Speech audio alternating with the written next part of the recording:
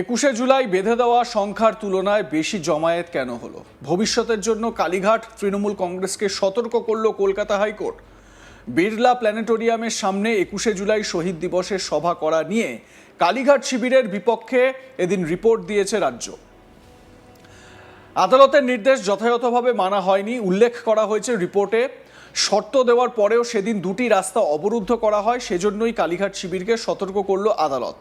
বিচারপতি সৌগত ভট্টাচার্য নির্দেশে উল্লেখ করেছেন, এরপর আদালতের নির্দেশ অমান্য করা হলে আদালত বিষয়টিকে গুরুতর হিসেবে দেখবে। 21শে জুলাই দিনটি তৃণমূল কংগ্রেসের শহীদ দিবস হিসেবে দীর্ঘদিন ধরে পালন করে আসা একটি কর্মসূচি, বাৎসরিক কর্মসূচি।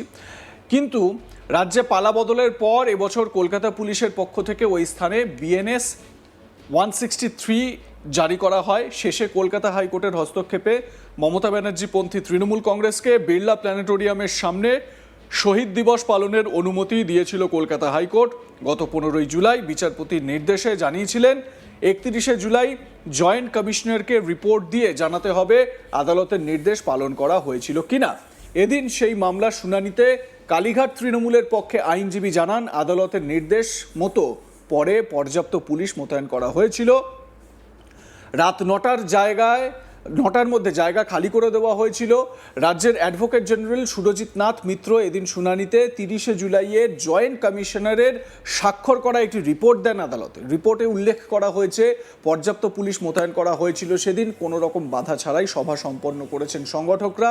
কিন্তু কালীঘাট তৃণমূলের কর্মী সমর্থকরা ক্যাথিড্রাল রোডের দুটি দিকই ব্লক করে রেখেছিল। কলকাতা হাইকোর্টের নির্দেশ ছিল ক্যাথিড্রাল রোডের একটা দিক খোলা রাখতে, যাতে যানবাহন চলাচলের কোনো অসুবিধা না হয়। বিচারপতি সৌগত ভট্টাচার্য রিপোর্ট দেখার পর নির্দেশে জানিয়েছেন, আদালতের নির্দেশ অমান্য যদি করা হয় আদালত তার জন্য তাদেরকে সতর্ক করেছে। তবে ভবিষ্যতে ফের একই রকম করলে আদালত পদক্ষেপ করবে। আপনাদের স্মরণে থাকবে যে এই যে কালীঘাটপন্থী তৃণমূলের জন্য যে জায়গা বিড়লা প্ল্যানেটোরিয়ামের সামনে কলকাতা হাইকোর্ট বলেছিল, সেইখানে 2500 মোতায়েন বা 2500 লোক সমাগমের অনুমতি দেওয়া হয়েছিল। যদিও সেই সংখ্যাটা তার থেকে অনেকটা বেশি, সেটা কিন্তু নিশ্চিতভাবে সেদিনের ছবিতে আমরা স্পষ্ট ছিলাম, মানে সংবাদ মাধ্যমে ক্যামেরায় সে তাই ধরা পড়েছিল। বিধানসভায় মুখ্যমন্ত্রী শুভেন্দু অধিকারী তিনি স্পষ্ট জানান যে সেদিনকে যে জমায়েত হয়েছিল সেই জমায়েতে 4 থেকে 5000 লোক কি তার কিছুটা বেশি হলেও হতে পারে। তবে এইখানেই প্রশ্ন উঠে যাচ্ছে যে যেখানে 2500 লোকের জন্য অনুমতি দেওয়া হয়েছিল সেখানে কি করে তার ডাবল লোক চলে এলো, কি করে এত মানুষ চলে এলো, এত জমায়েত হলো।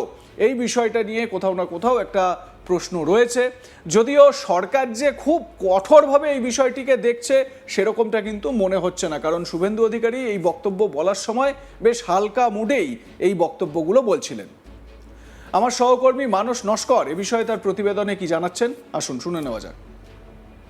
কালীঘাট তৃণমূলকে 21 জুলাই শহীদ দিবস পালন করা নিয়ে সতর্ক করল কলকাতা হাইকোর্ট।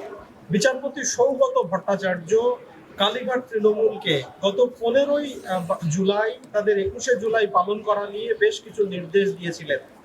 শর্ত সাপেক্ষে 21 জুলাই পালন করার অনুমতি দিয়েছিলেন, কিন্তু আদালতের যে নির্দেশ সেই নির্দেশ যথাযথভাবে পালন করা হয়নি বলে বিচারপতি সৌগত ভট্টাচার্য বেঞ্চে এদিন রিপোর্ট দিয়ে জানিয়েছেন কলকাতা পুলিশের জয়েন্ট কমিশনার।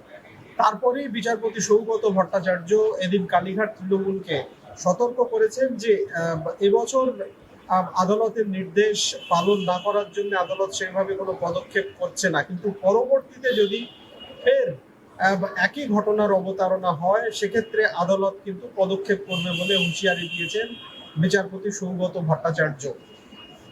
আমরা জানি যে কালীঘাট তৃণমূল তারা 21 জুলাই পালন করার জন্য কলকাতা হাইকোর্টের দ্বারস্থ হয়েছিলেন। কালীঘাট তৃণমূলের পক্ষ থেকে দীর্ঘ কয়েক দশক ধরে 21শে জুলাই শহীদ দিবস পালন করা হয় ধর্মতলার ভিক্টোরিয়া হাউসের সামনে। কিন্তু চলতি বছরে এবছর রাজ্যে পালাবদলের পর পুলিশের পক্ষ থেকে একটি বিজ্ঞপ্তি জারি করে জানানো হয় যে ভিক্টোরিয়া হাউসের সামনে ওই এলাকায় 163 ধারা বিএনএস 163 ধারা জারি থাকবে, ফলে ওখানে কোনো রকম মিটিং মিছিল করা যাবে না। বাধ্য হয়ে কলকাতা হাইকোর্টের দ্বারস্থ হয়েছিল তৃণমূল কংগ্রেস। যারা মমতাপন্থী তৃণমূল কংগ্রেস। কিন্তু রাজ্যের পক্ষ থেকে জানানো হয় যে 21শে জুলাই ওই দিন কলকাতার তিনটি একই অনুষ্ঠানকে কেন্দ্র করে তিনটি দল বিভক্ত হয়ে এই 21শে জুলাই পালন করছে। জাতীয় কংগ্রেস তারা 21শে জুলাই পালন করবে কলকাতার শহীদ মিনার ময়দানে। পাশাপাশি তৃণমূল কংগ্রেসেরই আর একটা গোষ্ঠী তারা গান্ধী স্ট্যাচুর নিচে তারা 21শে জুলাই পালন করবে। অন্যদিকে তৃণমূল কংগ্রেস যারা মমতাপন্থী তাদের পক্ষ থেকেও 21 জুলাই পালন করার অনুমতি চাওয়া হয়েছে।